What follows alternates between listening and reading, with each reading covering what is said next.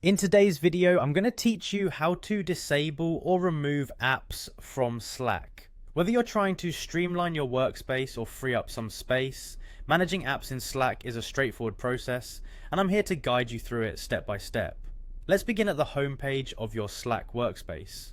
Once you're there, you'll want to locate the section specifically for apps. This is typically found on the left-hand sidebar where your channels and direct messages are displayed.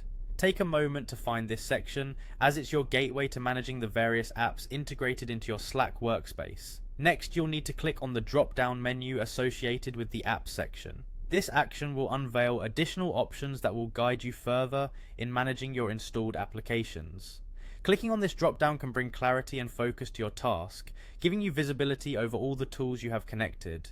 Now, from the drop-down menu, find and select the Browse Apps option. This will direct you to a new window that showcases all the apps available in Slack, as well as the ones you currently have installed. Browsing through this section allows you to see what's at your disposal and, importantly, helps you decide which apps you might want to disable or remove. Once you've navigated to the Browse Apps section, it's time to pinpoint the specific app you wish to manage. This involves a bit of searching if you have many integrations, but it ensures you're modifying the right tool. Click on the app you'd like to remove or disable, and you'll be taken to that app's information page within Slack.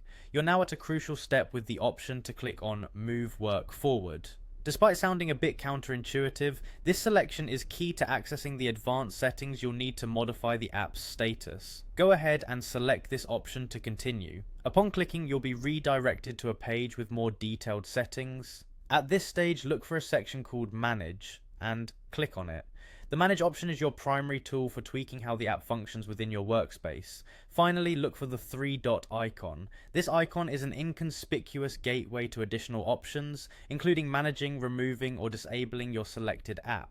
Clicking on this icon will present you with these options, allowing you to make the change that best suits your current needs, whether that's disabling the app temporarily or removing it entirely. By following these steps, you can easily manage the apps in your Slack workspace, helping to ensure it remains an efficient tool for communication and collaboration.